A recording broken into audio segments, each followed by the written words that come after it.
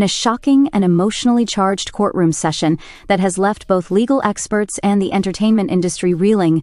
Music artist and actress Janelle Monáe took the witness stand and delivered one of the most explosive testimonies in recent celebrity legal history. With the entire courtroom gripped by her words, Monae laid bare a series of dark and deeply disturbing allegations involving music mogul Diddy Combs, allegations that have not only added fuel to an already incendiary legal battle, but also may be the turning point in the high-profile case that has captured global attention. What unfolded during this bombshell testimony was nothing short of chilling, a harrowing account of control, fear, and manipulation allegedly orchestrated behind closed doors of Diddy's glitzy empire.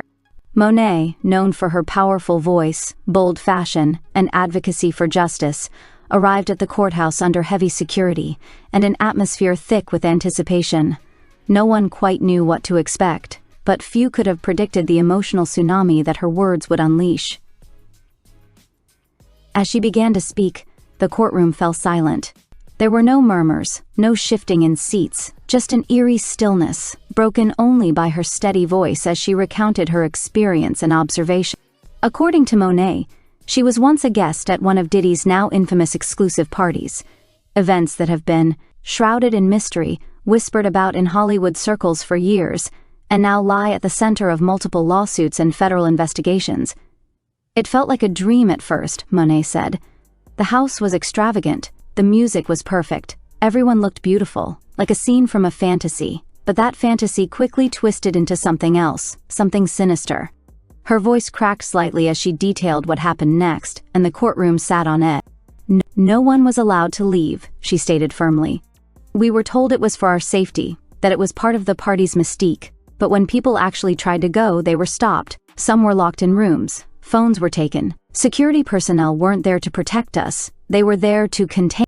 Monae went on to describe an atmosphere that felt cult-like, where guests were allegedly manipulated with drugs, alcohol, and psychological coercion. She recalled seeing people crying, others clearly disoriented, and some who seemed completely unaware of what was happening around them. I remember one girl, she kept asking to call her mother. She was terrified, but every time she approached the door, she was redirected, politely at first, then with force. Her eyes welled with tears as she continued. I didn't know what to do. I was scared. I had never seen anything like that before. The courtroom murmured at that point, with journalists feverishly typing and attorneys exchanging tense glances. Diddy, sitting just feet away from Monae, reportedly looked pale and avoided eye contact, his legal team visibly unsettled. But Monae didn't stop there. She then spoke of a hidden room, something akin to a VIP section, but far more secretive and ominous. There was a back hallway that led to a soundproof area. I was invited once, but I refused to go. Later, someone told me that's where things got really dark. They said cameras were everywhere.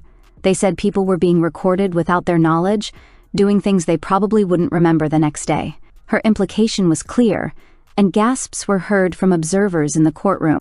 Legal analysts say her testimony could be a game changer in the growing federal case against Diddy, who is already facing a storm of allegations from multiple individuals involving abuse, trafficking, and unlawful surveillance. While the mogul has denied all claims, insisting that the lawsuits are nothing more than an opportunistic money grab, Monae's credibility and courage to speak may very well tip the scales. This is a turning point, said attorney Lisa Raymond, who has been following the case closely. Janelle Monáe is not just another voice in the crowd. She's a respected public figure with no obvious motive to fabricate. Her account paints a haunting picture of entrapment and control. Her testimony lasted over 3 hours, but it was the moments of vulnerability, her voice trembling, hands occasionally shaking, that left the deepest impact. I came here because I couldn't keep this to myself anymore, Monae told the court. People need to know the truth. This is bigger than music. It's about the safety of women and artists who deserve to live without fear. Sources close to the investigation suggest that Monae's testimony has already prompted additional witnesses to come forward, and prosecutors are reportedly reviewing surveillance footage, financial records, and testimonies that could corroborate her claims. This isn't the end, one insider said. This is just the beginning of a tidal wave. Diddy's legal team attempted to discredit Monae, arguing that her account was dramatic and unreliable. However, her calm demeanor and consistent narrative struck a chord with jurors.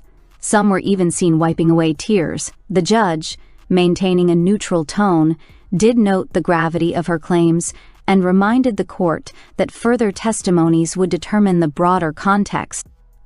Meanwhile, outside the courthouse, crowds gathered, supporters holding signs reading "Justice for the victims and believe women."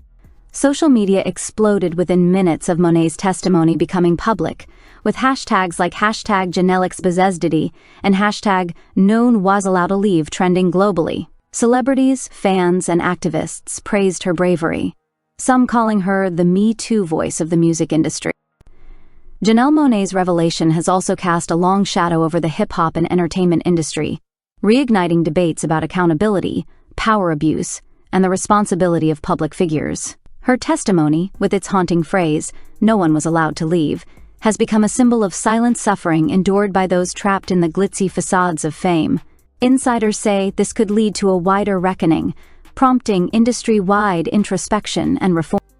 For years, whispers surrounded Diddy's empire, but now, with voices like Monae's speaking boldly in court, those whispers are becoming deafening roars. What was once just speculation has now transformed into sworn testimony under oath, and the implications could reshape the landscape of celebrity culture for generations. In the aftermath of her statement, Monae was escorted out of the courthouse flanked by her legal team and security. She declined to speak to the press but offered a nod of acknowledgement to the crowd gathered outside. The image of her walking down the courthouse steps, strong, defiant, and unshaken, has already become an iconic moment in this unfolding legal drama. And as for Diddy, sources say he remained silent as he left the courtroom, flanked by his legal entourage. No statements were issued, and his team refused to answer questions. Inside the courtroom, however, the silence that followed Monae's testimony spoke volumes. It was the kind of silence that doesn't fade quickly. It lingers, it festers, it demands answers. This may not be the end of the road for Diddy, but it's a turning point that cannot be ignored. With each passing day, the web surrounding him grows tighter, and as more voices like Janelle Monáe's rise to the surface, the truth, whatever it may be, edges closer to the light. Stay with ISPR News BNA for ongoing updates as this unprecedented trial continues to unfold. Janelle Monáe's revelation has cast a long, unignorable shadow over the hip-hop and entertainment industry, one that's stretching beyond the courtroom and permeating the very foundation of celebrity culture. With her haunting testimony and the chilling line, "No one was allowed to leave," Monae did more than just recount a traumatic personal experience. She set off a domino effect that's now shaking the corridors of power in music, film, and beyond. In a single moment, what had been whispered in hushed tones behind closed doors for years was laid bare under the harsh light of truth, sending shockwaves through an industry long criticized for protecting predators and silencing victims. Her words have become a rallying cry for those who've suffered in silence, an unsettling reminder of the price paid by those caught in the glitzy illusion of stardom. The entertainment world, particularly hip-hop, has always been both revered and reviled for its unfiltered boldness, for its celebration of opulence and dominance. But behind the flashy cars, private jets, and million-dollar contracts lies a murky reality, one often punctuated by exploitation, control, and unspoken abuse of power. For decades, artists, especially women, have quietly navigated a terrain riddled with manipulation and coercion, where speaking out meant risking careers, reputations, and even personal safety. Janelle Monáe's testimony didn't just describe one terrifying evening. It opened a floodgate. It cracked the polished surface of an industry built on image, exposing the darkness that lurks beneath the platinum records and red carpet. The line "No one was allowed to leave" now echoes like a warning siren, one that speaks to more than just physical confinement. It symbolizes the psychological entrapment many artists endure, whether it's being locked into controlling contracts, forced into toxic relationships, or subjected to emotional blackmail under the guise of industry loyalty. The system has quietly functioned to keep its talent in line, and now that system is being called out. Industry insiders are speaking, some anonymously, some with great bravery, about similar incidents at celebrity parties, coercion during record deals, and a pattern of complicity among executives who chose profit over people. The impact has been seismic. Several artists, inspired by Monáe's courage, have reached out to legal teams, media outlets, and advocacy organizations to share their own stories. While many of these accounts remain under investigation or awaiting clearance, insiders confirm that federal authorities have launched inquiries into other figures within the entertainment elite, some of whom were previously considered untouchable. "This is just the beginning," said one source close to the Department of Justice. "We're seeing the start of a cultural reckoning that could change how the industry operates from the top down." Reform conversations are already heating up across major music labels, production studios, and talent agencies. HR policies are being revised. Training modules around consent, abuse of power, and whistleblower protections are being rolled out, and in private meetings behind the scenes, executives are reportedly scrambling to address past complaints that were buried or ignored. "Everyone's nervous right now," a veteran music manager told ISPR News BNA. "There are receipts, there are NDAs, there are stories that people hoped would never come out. But they're coming. Because Janelle opened the door, and now there's no closing." What makes Monae's testimony even more impactful is her reputation. She has long stood apart from industry drama, respected for her artistry, her activism, and her quiet defiance of convention. By speaking out now, she's not only lent credibility to the case against Diddy, but also sent a powerful message to others that truth is stronger than silence, that fame should never be a shield for predators, and that justice, no matter how delayed, is still worth fighting for. Her words have ignited a cultural fire, one burning through the thick walls of protection once built around the rich and powerful. Social media has exploded with support, amplifying her voice across platforms. Hashtags like hashtag "No One Was Allowed to Leave," hashtag "Weston with Janelle," and hashtag "MusicMeToo" have gone viral, galvanizing fans and survivors alike. Prominent figures, from chart-topping artists to Grammy-winning producers, have begun issuing statements, not just in support of Monae, but in acknowledgement of the need for change. "What Janelle said in court is something many of us have felt but were too scared to say," one female R&B singer tweeted.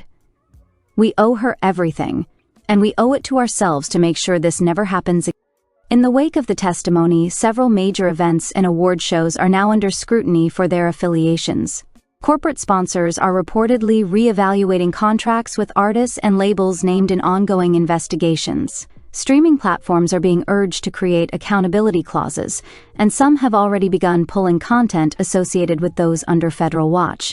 It's a cultural purge in real time, painful, overdue, but necessary. The ripple effects are also reaching the next generation of performers. Young artists, who once idolized stars without question, are now entering the industry with eyes wide open. They're asking tougher questions, demanding safer spaces, insisting on transparency. Artist advocacy groups are stepping up with hotlines, legal aid, and mental health resources for performers who fear retaliation. "This isn't just about cleaning house," said one music rights activist. "It's about building a new one, where no one has to fear being trapped, physically, emotionally, or professionally." Janelle Monáe may not have intended to become the face of this movement, but her words have turned her into exactly that, a symbol of resistance, courage, and the unrelenting pursuit of truth. The courtroom statements are far from over. More revelations are expected.